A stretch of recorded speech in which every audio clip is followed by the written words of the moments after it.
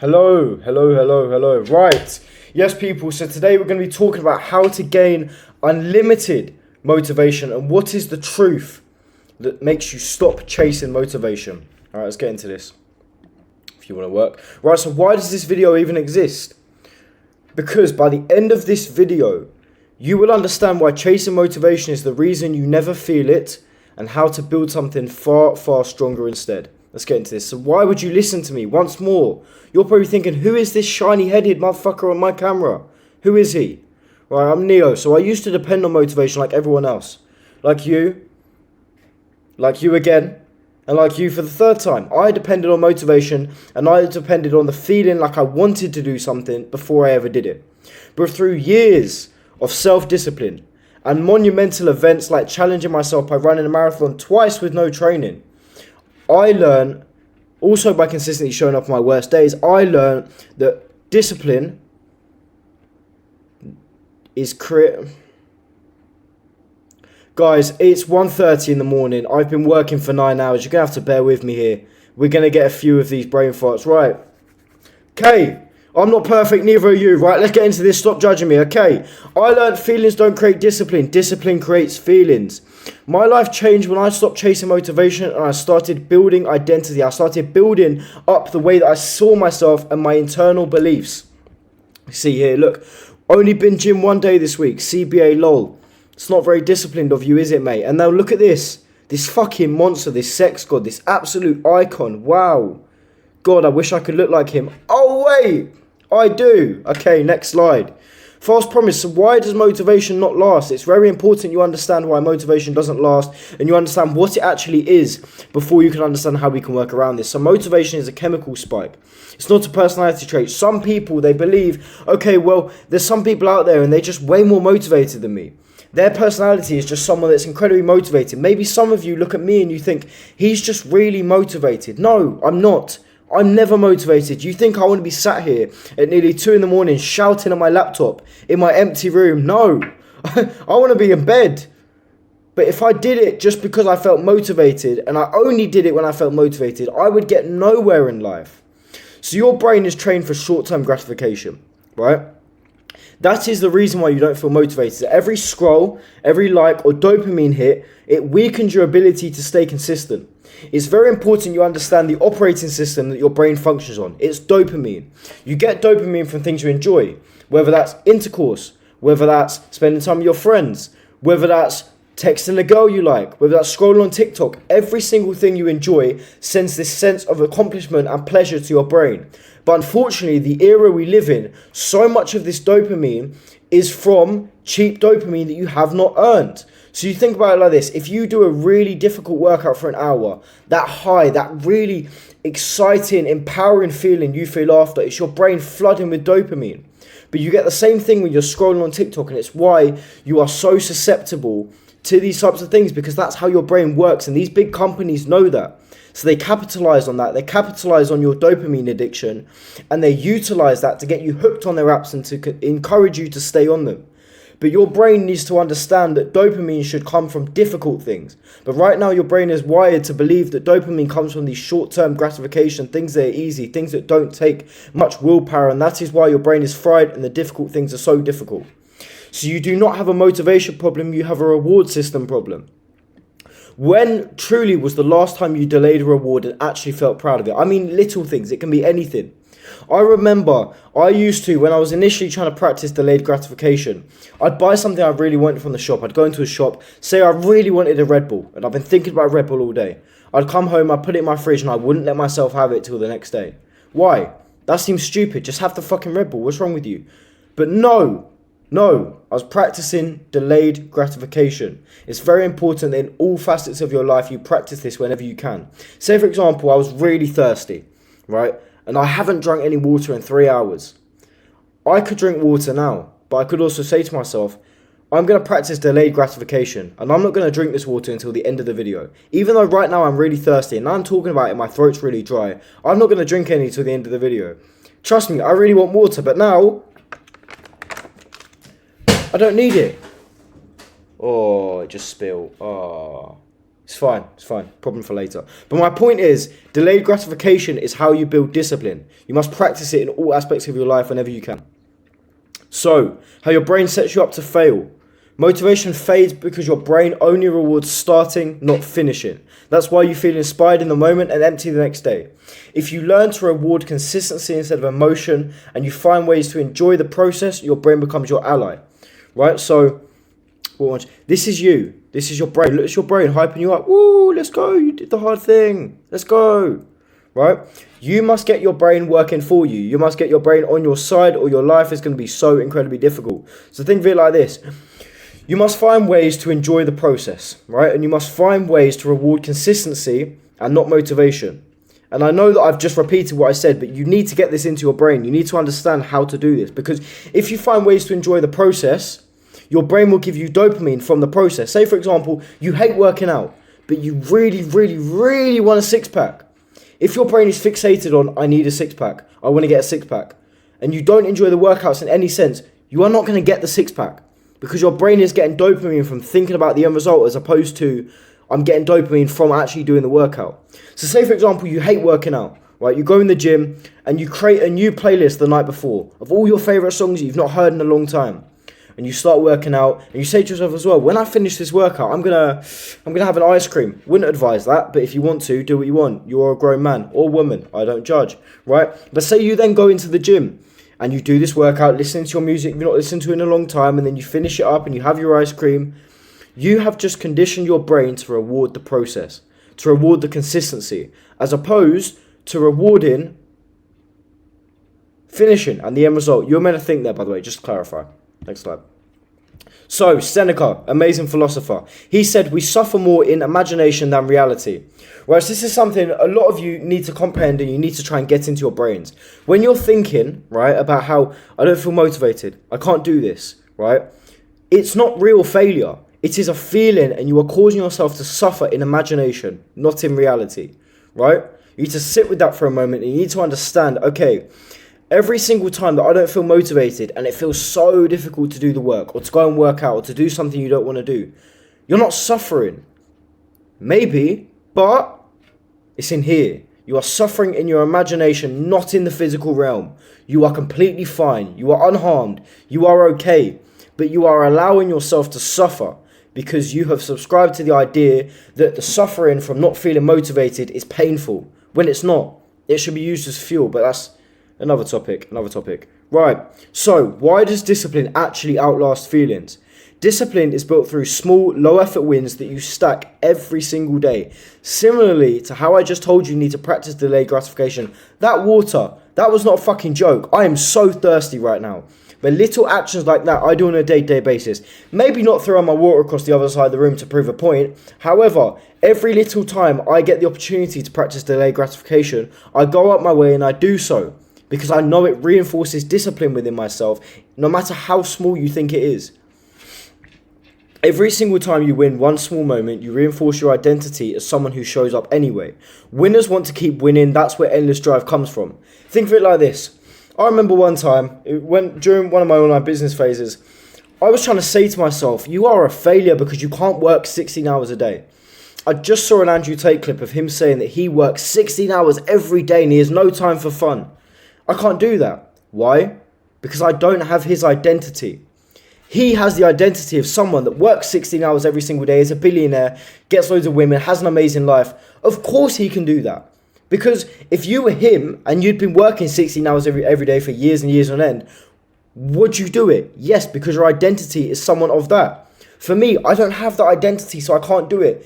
Similar to how some of you, if you were to be put in my shoes for a day, I'm not saying none of you are capable, because many of you are. Many of you are capable of way more than you think you ever possibly could be. However, because you don't have the identity I have and you don't have the lived experience I have, you haven't reinforced it within yourself enough that you're capable of doing so, and henceforth every single day will feel like an impossible mountain to climb because your internal world has not yet caught up to what you want to do. So, win small moments, reinforce identity, and continue proving to yourself that you're someone that shows up anyway, regardless of how you feel. So, My story, when motivation died, discipline took over. This was during my second marathon, right? There was no crowd, there was no energy, no reward. It was silence and pain. I'm going to tell you how this went down. It was a few days after my 19th birthday, right? I've been slacking off, I've been smoking weed every day. I felt so shit about myself. And one night, it was about 10, 11 p.m. at night, I said to myself, you know what? I've done a marathon, no training before. I'm going to do it again. I went on Strava, I planned out a route. Right, you can see here the route. This is Milton Keynes here, near where I live, central. Ran all the way up here, up to my dad's house in Stuartby. Very long way away. Very long way away. But what I didn't prepare for is this next day, I woke up really early in the morning. Right, I woke up about 7 in the morning to leave. That may not seem overly early, but I sleep in. No one's perfect. Right, I woke up, I put on a t-shirt, a long sleeve compression shirt. I've gone outside. There's steam coming off my breath. It's freezing cold. I was so underprepared. My motivation died halfway through, but my discipline wouldn't let me stop. And I thought to my younger self, the kid who dreamed of becoming this man, and I couldn't betray him. Right? It's incredibly important you understand how this played out in my head. I was about here. Right? I was in Broughton. If you're familiar with Milton Keynes, I was in Broughton. I've been running for hours. It was so cold. I had told myself when I left, I'm going to warm up. I'm going to get warmer. I didn't get warmer the whole day. Look at this over here. My whole body's numb, and this is 8 miles in. Right, I've been doing it for nearly 90 minutes. That's definitely not 90 hours. So yeah, 90 minutes. Oh, that's 6 miles. My laptop's so far away. This is difficult to see, but you get the idea. You can probably see it better than I can. My leg is bright red. My hands are bright red. Right, and I ended up going into this garden centre, and I got a foil blanket because I was that cold. When I was here, I hadn't yet left Milton Keynes. I could have so easily booked a taxi or got someone to pick me up or gone home, but I knew how that would feel if I went home. I knew that guilt because I wouldn't be aligning with the identity that I needed for myself. I knew how much that would crush me because that would not be the person I'm trying to prove. I didn't do this marathon because I wanted to run the miles because it was good for my exercise or because I like running. I hate running. I think running is so shit. And no offense if any of you like running, but I also think 99% of you runners are gay, dressing up in your little spandex, running up and down the red way. Sort it out. What's wrong with you? However, kudos to you because it is a mental challenge and a half. Right? It is so difficult to do what these people do, especially with no training, especially in 0 degree weather, and especially when you had a ticket out and you could have gone home but you chose not to. This day, my motivation didn't carry me across the finish line. My discipline did because I knew what would happen to the way that I perceived myself if I had gone home. Right, so you can see 5 hours and 51 minutes, 27 miles. This was incredibly long, incredibly awful. Worst day of my life, genuinely, it was awful. However, the way I felt afterwards, and that the fucking hell, and the level of discipline and inner belief I had carried over and stayed with me for months and months because I had reinforced it so heavily by doing something monumental like one of these marathons. Right, so self-awareness, how do you actually reprogram your drive? This is you a few months down the line. If you actually fucking listen to me, look at you looking in the mirror like a big superpower. Accept that you'll lose motivation and stop punishing yourself for it. I lose motivation. I'm not perfect. I was going to say I'm not human. Of course I am. Unless I'm not. Maybe I'm a robot. Who knows? Right? Everyone loses motivation. If they say they don't, they're lying. I'm hardly ever motivated. But stop punishing yourself for it. If you fall off and you're not disciplined all the time, stop punishing yourself. Stop speaking down yourself negatively because that influences how you perceive yourself, which then influences the actions you make on a day-to-day basis. Focus on the micro wins, especially when you fall off.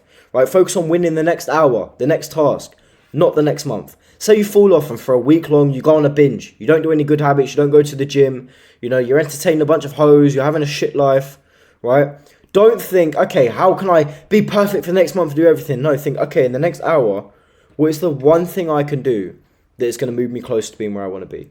You start off small, because if you don't start off small, you're looking at a mountain ahead of you and you won't be able to do it. You must realign your brain by rewarding progress, not perfection.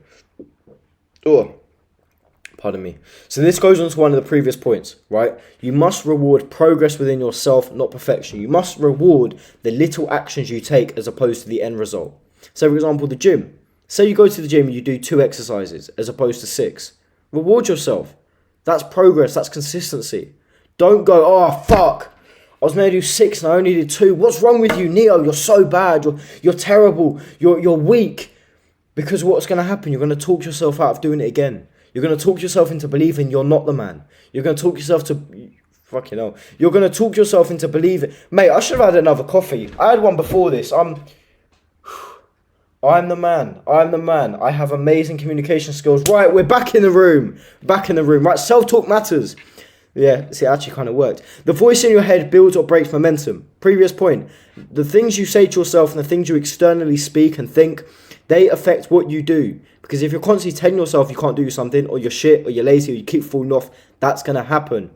What's your inner tone when you fall off? Genuinely sit there and think, every time you fall off or you do something wrong, how do you speak to yourself? How do you think about yourself?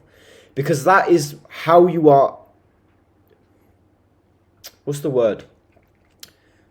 That is how you are going to treat yourself, and that is how you are going to start acting like. If I believed that I was lazy and I wasn't shit, whatever else, I'd act like that person. Next one. The Closing Truth, and this was by Sir Edmund Hillary, one of the first groups to summit Everest. He's a single man, but he was part of the first group. He said, "It is not the mountain we conquer, but ourselves." Similar to my marathon story, don't get me wrong, climbing the mountain is much harder. Could do it if I want to, just can't be bothered. However, it is not the mountain we conquer, it is our minds. With every single thing in life, we are not practicing the art of the... Jeez, guy, you're going to have to bear with me. You're going to have to bear with me. My brain is... I can feel the cogs slowing down. It's time for bed. It's time for bed. Right. So, when they were climbing Everest, do you think the whole time they were only fixated on the technical skills of climbing a mountain? I don't know how to climb a mountain, but I presume it requires a bit of skill. But do you think the whole time they were thinking about climbing the mountain? Or do you think for majority of the time they were fighting a mental battle in their head? Because that's what it is. Every little thing you do in life, entrepreneurship, fitness, intense, monumental, difficult activities like climbing a mountain or running a marathon or just doing something that challenges yourself, it is not about the action itself. It is about the mental challenge you face and the growth that comes from it. Next move, right? So there should be, at the time of upload this, a free guide in the description which will help you start fixing your life and building unstoppable momentum. However, I don't yet know if it's going to be completely ready. Waiting on someone on my team to get it completed. But in the meantime, I'm going to show you this. So this is the Undeniable Project. What we do is we help you start the rest of your life. If that makes sense. A little bit of a mouthful. A little bit poetic in some ways. But you can read about what we do here. I would go through every single part of it. But we would be here for a long time. However, we do offer free strategy calls. So if you feel like... you need some more direction in your life, or maybe you're not living up to your full potential, or you're not doing everything that you need to do in your day-to-day life to become that next version of yourself, because maybe you lack direction, maybe you lack the structure, the accountability. We will help provide that for you for free. And if you are potentially the right fit, we don't choose to work with many people. However, we have just started taking a few select people on board that I hop on call with, and I resonate with their personality and their drive and their hunger. If you get selected to be one of the people, we can show you what the next steps look like, if that's even something that makes sense for you. However, in regards to the rest of your life now and what you need to do following this video, you must practice delayed gratification in any and all forms. You must focus on the journey and not the destination. You must constantly remind yourself that the journey and trying to enjoy the journey is the only thing that's going to get you to the destination. And you must also recognize that constantly being motivated and constantly trying to be disciplined is 90% of your journey. Learning to stay motivated, learning to stay disciplined, that is the hard work. It's not showing up and doing the work. It's not doing the difficult things inherently. It's getting yourself to do the difficult things and keep doing them. Hope that helped. Have a look on this website here. You can have a little look at our VSL, and then down here you can book a free strategy call. Another video soon. See you in a bit, people. Peace. Bosh. Bosh.